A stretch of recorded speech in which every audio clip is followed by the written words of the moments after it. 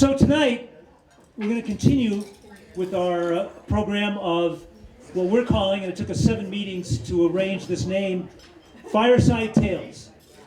So we've all, by the look of the demographic in this group, we've all sat around dinner tables in front of the crackling fire, more likely at bar stools, and talked about the way things used to be in Squaw Valley. And then chances are, someone said along the way, somebody should write this down. So this is our attempt to kind of capture an oral history of Squaw Valley, introducing some really interesting and frankly important people to come up and talk to us tonight. So just to set the mood or set the tone a little bit, you know, we've all looked at these pictures of old Squaw Valley, right? Guys and girls in black and white photographs and stretch pants, long thongs, wooden skis, skiing in college leather sweaters, right? And then if you're like me, all of a sudden there's this epiphany, wait a minute, I'm one of those guys now. Only the photographs we're going to be looking at not long from now are going to be Hexel swallowtails, pink and purple day glow onesies, and Tamara. Girls with hair that looks like it's on fire, and guys with mustaches that would make them look like 70s porn stars, right? The 1970s. So tonight we've got 3 guests, and I'm going to let the first of our guests introduce the other 2. We have no idea what they're going to talk about, because any great story should be a story that the storyteller wants to tell in the way that they want to tell it. So we're going to start this and maybe interrupt a little bit for dinner. We haven't worked that out yet. Raise your hand if you get hungry and want to eat. So in the meantime, I'd like to ask John Walsh if you'd come up and kind of introduce the evening for us.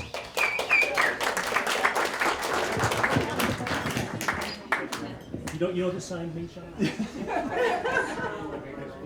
So, don't stress me out. All right, how's everybody doing tonight? So, if anything goes wrong tonight, it's all Mike's fault. Gave me no heads up. Didn't prepare for this. This is all just off the cuff.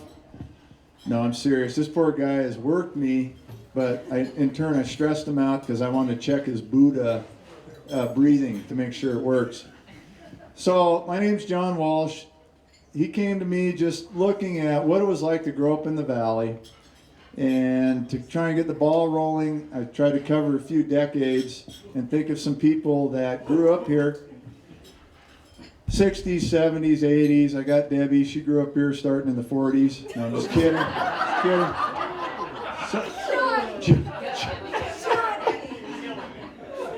Anyway. It's amazing. It's the water out of the creek that she skinny dipped in. So, anyway, a couple people came into mind. One of them pussed out, Tony Stontiner. So anytime you see Tony Stontiner, even though he's tall, big, and he makes really nice wrought iron things, he's really a wuss. He did not want to come up. So I kicked him out, invited his sister, Dr. Heidi Stontiner. And that feels good to say, because you look around this valley, you look at the meadow, you look at our backyard, and you're like, how did any of these kids get out of here, make it through high school? So not only did some of us make it through high school, we have doctor in front of our names, we have engineers, we have Harvard grads, we've got Sierra College grads, we've got it all. So Squaw Valley was very unique in that in the 60s and 70s and in the early 80s, before things really started shifting, like anyone in anyone's neighborhood, is I think that if there was project-based learning, it was called Squaw Valley. And so I invited Heidi Stontiner. I'm going to have her come up. She's going to give you a great discussion. So Heidi was born in? Truckee.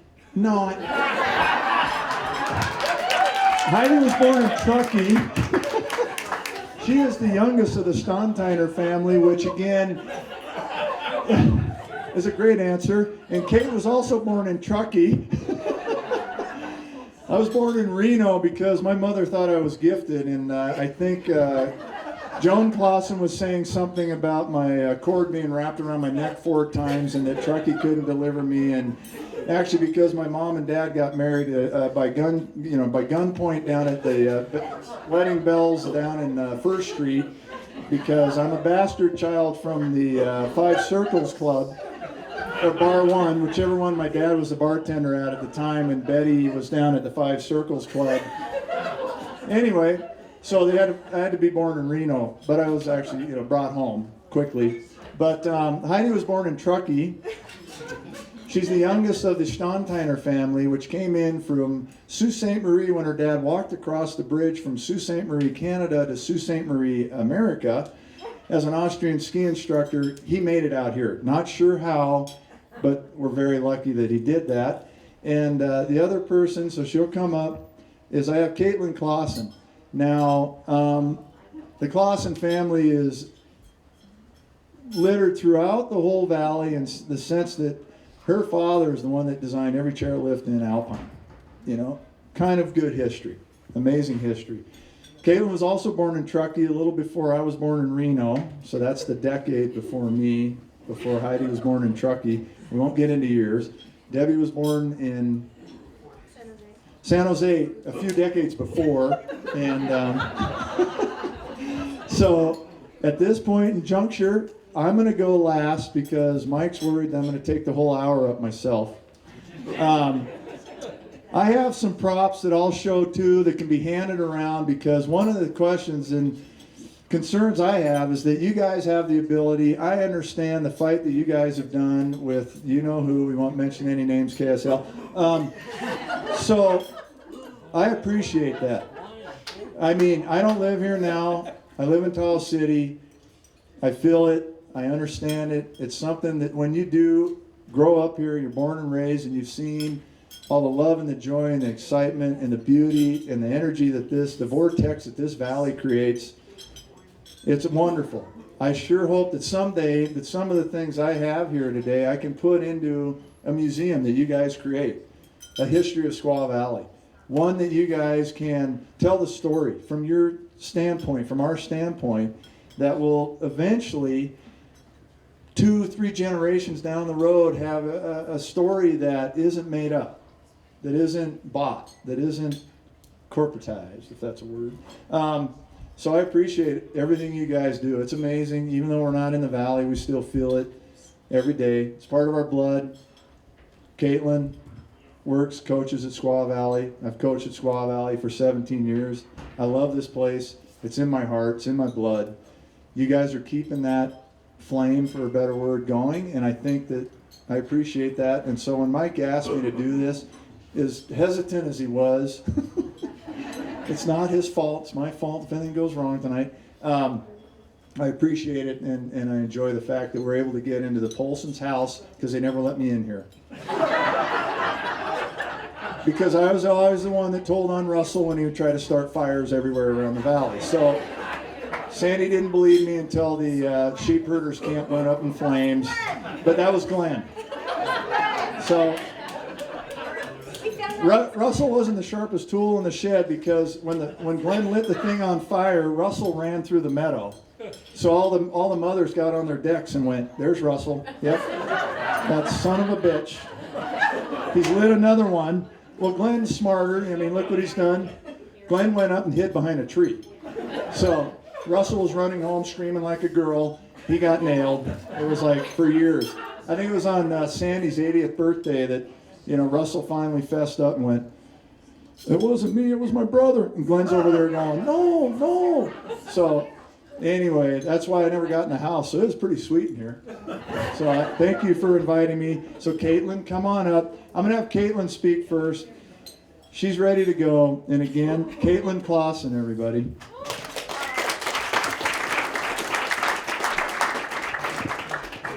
I have to try out the microphone here.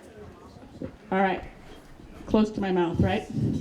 All right. I had to bring some notes because I thought you might want some dates. I'm not a person that remembers the dates of things, so I had to write a cheat sheet. So my name is Kate Klaussen, also known as Katie and Caitlin. So all those names I still get called and use. My mother is Joan Klaussen, that many know as the nurse of Squaw Valley. And my dad was Peter Klaussen, also the mountain manager guy. So now my mother, as she's getting older, she's 84 and starting to forget things. As we drive in the valley, she asks me, "How did we get to Squaw Valley? How did I end up living here? Why do I live here now?" And I had to look it up. I said, "How did we get here?" Yes, how did we get here? Well, my father, Peter Klaussen, he grew up in upstate New York, and he was being groomed for a very corporate executive life. And he somehow became, he did get to go on summer campouts to canoe trips, and he loved the outdoors a great deal. And he also then, during World War II, became a pilot, as many people did, and he loved the adventure. And as a pilot, he would fly over the Sierras often, and he absolutely loved the Sierras. So when he finally decided to come west and check it out, he came to Squaw Valley for when the Olympics were going to come here. He came to check it out, and he absolutely fell in love with Squaw Valley, and of course KT-22, as many people did. So then he decided he was going to buy some property and build a cabin. Because the Olympics were coming, he was going to make a killing.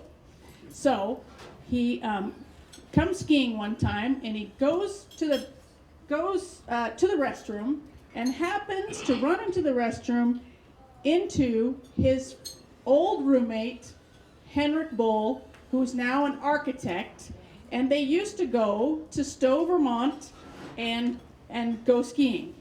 And they would go and stay in these cute cabins. So my dad says, "Hey, Henrik, will you help me design a cabin that I'm going to build myself?"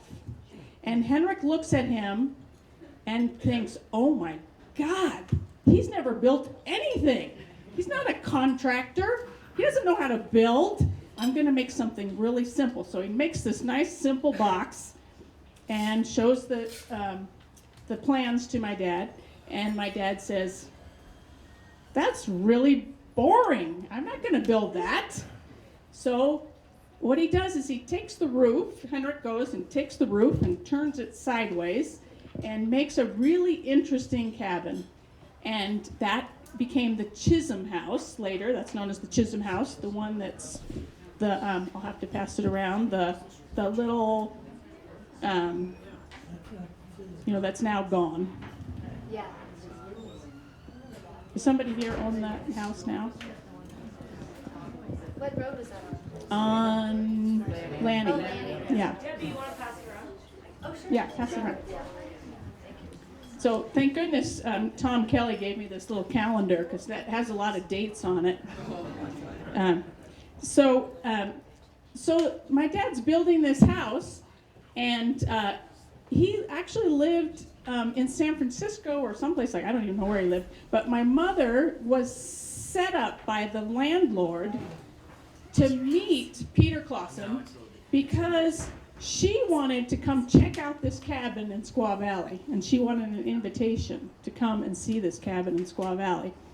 So the landlady set them up, and sure enough, they end up moving to Squaw Valley, building this cabin, and have been here ever since.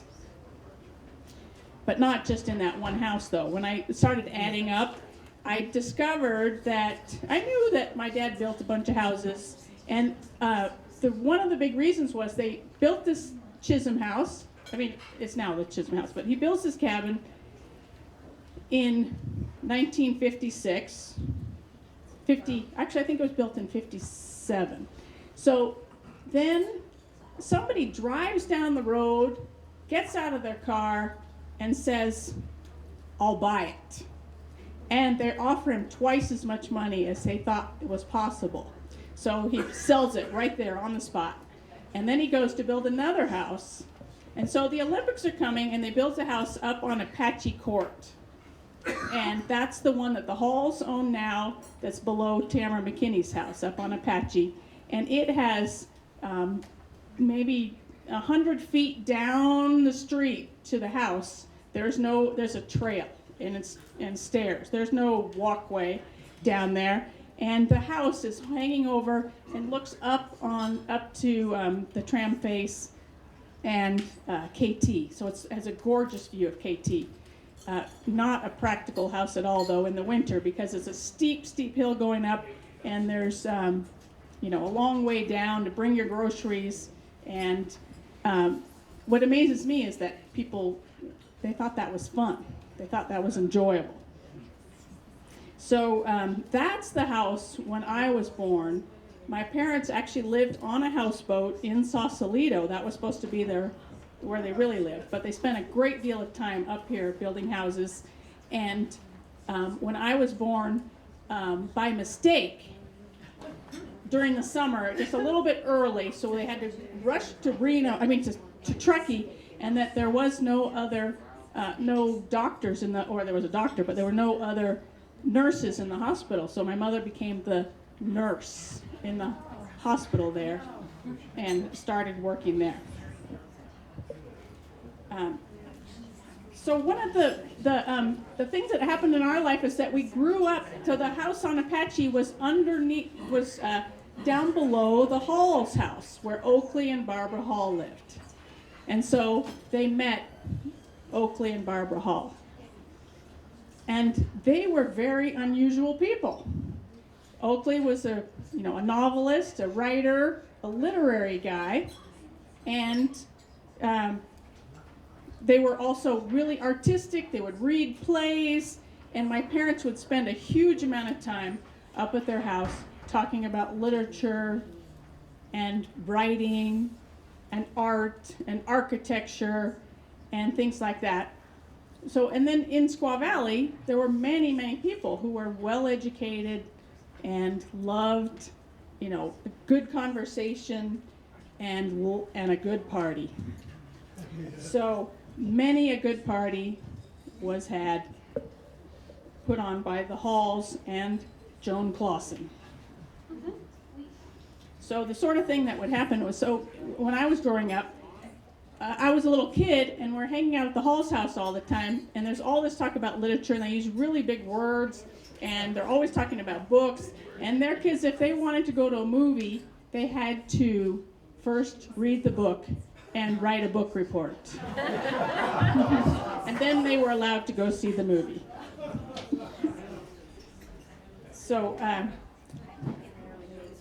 when I was thinking back about what was the time, what I really, really remember about growing up in Squaw Valley, I really remember these great big winters where we had tons of snow. And then when I was in high school were the drought years, the 76, 77, when we had the terrible droughts that were just like the last few years that we've had. And for a while I began to wonder, did we really have those big winters, or was I just really short? And the snow seemed so deep. Well, then we had a winter, when I was in college, the winter of 82, 83, where we had the big avalanche in Alpine. And that's when I realized, we really did have those big winters. It was really true.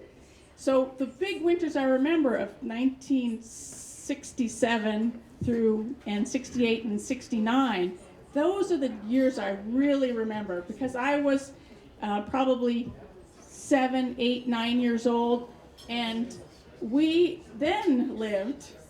So now I figured out, after I did all this research, that we lived in 8 different houses by the time I was 7 years old. So to me, the smell of sawdust, the sound of saws, the sound of hammers, to me that sounds like home. I needed was a pillow and a blanket, and that's where home was. And I just brought those with me because we were always under construction and building a new home, and then selling that one, building another one. And so that's how my dad made most of his money, was just build a house, sell it. So my dad went to Harvard Business School. He did not want to sit still behind a desk for anything. He wished he was an architect, and he really, so that's why he really got into those projects. He absolutely loved the construction of a house and working with an architect and doing some of the designing himself with an architect to back him up. So during those big winters, though, the thing I remember is that we only had two-wheel drive cars. We didn't have four-wheel drive cars. We spent a lot of time going down by the post office, backing up, getting as fast as we could go, driving up the road, not making it, having to go back down. We lived on Paiute then, where Liz Mercer's house is now. That was our house during those years. Down, back up again, up the road. Oh, we didn't make it, back down again. And then after a while, you'd give up and park down by the post office. And actually, that was Bob Dalbon's, that was the Dalbon grocery. The Dalbon grocery store. We would park down there and then trudge up the hill with the groceries to the house. And then one of the winters, so during that time also, you know, it would snow so much and the power would go out. And unlike today, they don't get it back on in a couple hours. There were a few times when the power was out for 3 or 4 days. And one time it was out for an entire week. And our house had a gas stove, so we could cook. And before you knew it, we had 3 families staying over at our house so that they could cook food. And for us, that was such a fun time. There was nothing, you know, you didn't have to worry about anything. There was no school. There was no going anywhere. We weren't going to the store. You just had to relax and play games. Flip off and the deck. And then, yes, and then we had enough snow that you could jump off the deck or off the roof. And we really did that. We jumped off the deck, and our boots would get stuck down in the snow, and then we'd try to get out, and your boot would be stuck, and if somebody would have to come and dig the boot out. And we really did jump off the decks. That was just the funnest thing. And then the other thing that I realized, that when they talk about people having cabin fever, boy, you really got cabin fever. There you were, stuck in your house with just your family and your brothers and your sisters, and you're fighting, and you know, you've run out of good food, and so you had to go and find the neighbors and find out what they were up to, and did they have anything to eat, and were they playing a better game than you had. And sometimes that's how we met the neighbors that maybe were second homeowners that we didn't really know. Is we'd be out there saying, "Hello, what are you doing over there?" You know, and then we'd go over there and find out what they were up to. And people would have to get together to see who had the four-wheel drive and who was going to go into town to get a load of groceries, and would you make it back? You know, that was very, you know, exciting. So to me, that was a huge memory. And then now I'm kind of sad when the power comes on so fast. It only takes them a couple hours now to get the power back on. So the other thing that we used to do was that, you know, the old story about how you had to walk a mile in the bus stop in the snow. Well, for us, we lived up the hill, so we could walk down the hill to the bus stop. So the bus stop was here at Dalbon's grocery, and but we would have to pack out the trail if it snowed a lot, so that we didn't want to walk all the way around on the road. So remember when we used to have to boot pack the hill to have a course? You had to boot pack because there weren't groomers out there that groomed the whole hill for you. So we would boot pack trails. We would spend the afternoon stomping sideways like this, packing out trails so that we could get down to the bus stop. And to me, that was really fun. I would spend hours out there packing out trails. And then one time, we were going from Paiute down, and there's the house with the I don't even know what we call it. The one that whose house is that comes out? There's a part that comes out. What is that? I don't know the name. On the corner of Lanny and Christie. It's still there. So we would make a trail out behind that, and then one time I remember that as we were making the trail down, we were kind of setting off tiny avalanches as we were making the trail down the hill, and then we learned how to kind of ride the little avalanche down the hill, and then pretty soon we were, boogie boarding the little avalanches down the hill to make our trails, and that was a really amazing memory.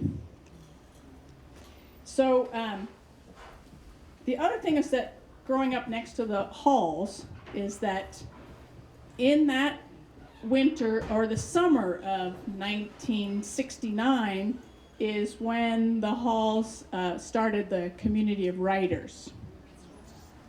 And so I don't know exactly how it got started, except that in my memory it was Oakley Hall really wanted to be able to play tennis with some friends that could carry on great conversations and talk about books. So they started it with, there was Barnaby Conrad, there was Blair Fuller, Jack Leggett, the Perlman, was first name Perlman, the dad. David Perlman, who still is a science writer for the Chronicle. And so they started this writers conference, and the way it was for us is that my mom and Barbara Hall were the secretaries of it, and us kids we would staple manuscripts, and we would collate manuscripts, and then we would run errands, and we would make sandwiches. And in the meantime, we were meeting all these writers who were always talking about super interesting things, and many of them were musicians and artists, and it brought in the summertime a different crowd of people that we would meet during the winter. And so the thing that I noticed was that here was those people who could talk, they could tell great stories, they were great storytellers, and but they were, a lot of them were had very, very little common sense. There were people who couldn't figure out how to work lamps and light bulbs, or how to fix things, so we were constantly having to rescue people from in their houses from silly things. But they were just amazing people to be around. And so many of the people also were encouraging the local kids to go to college, to get a better education, to be sure that they skied a lot, but they got out and got around the world and traveled and enjoyed themselves. And so those are my big memories of Squaw Valley during the 60s. Thank you very much. Can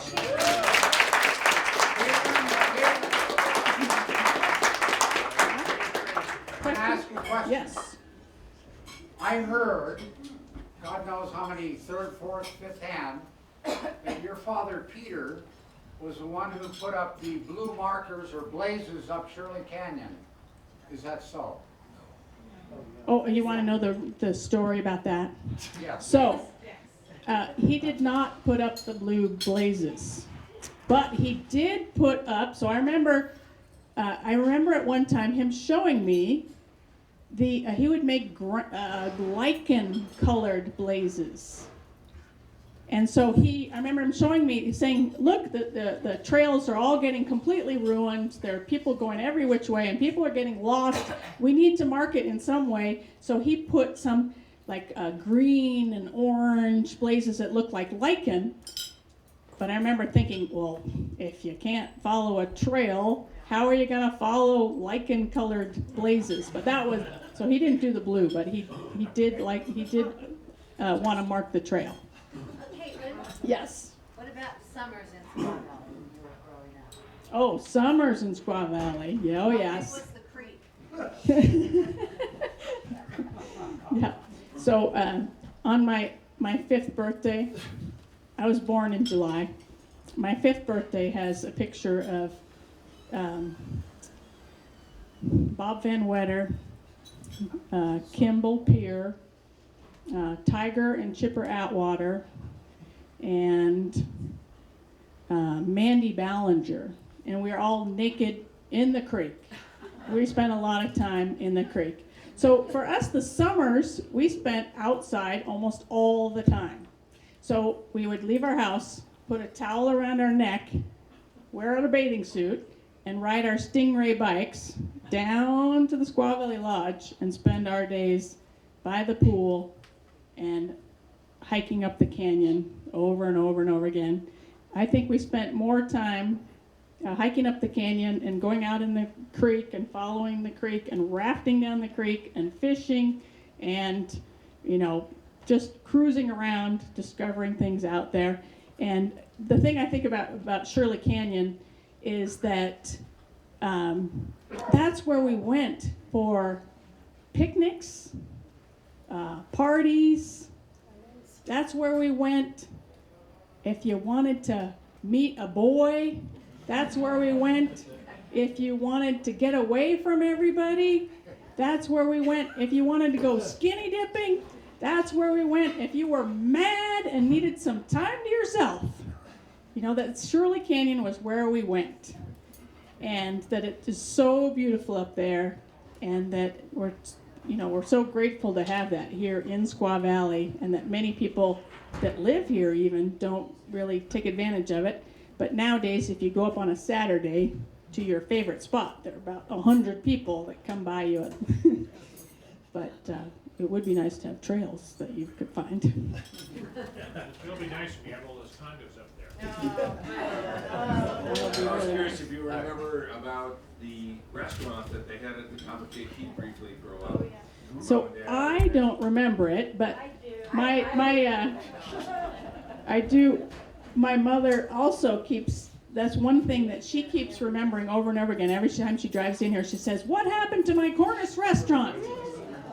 And I have to tell her, "Well, it's not there anymore." So I always thought that my dad owned that restaurant. I thought it was his building, and I find out it was John Riley's building. He was the one who kind of helped build it.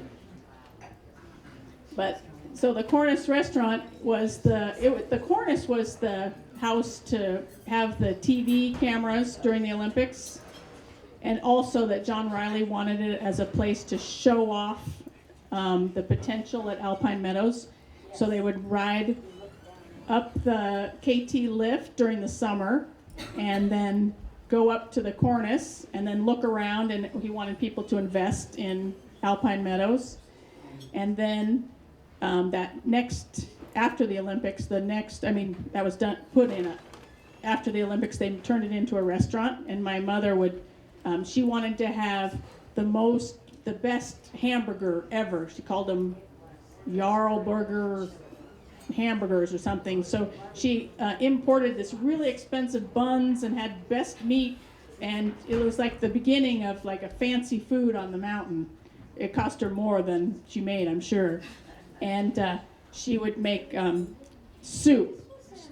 She would mix together different Campbell soups and then call it something else. And supposedly a Campbell guy came by and said, "What's this soup? Who made this soup? It's really great." And she mixed 3 Campbell soups together or something like that. But she thinks then I think it only lasted for a couple years before it caught on fire. There was a German guy who ran it after, and then it caught on fire. Where was Russell? He wasn't born yet. Russell wasn't born yet.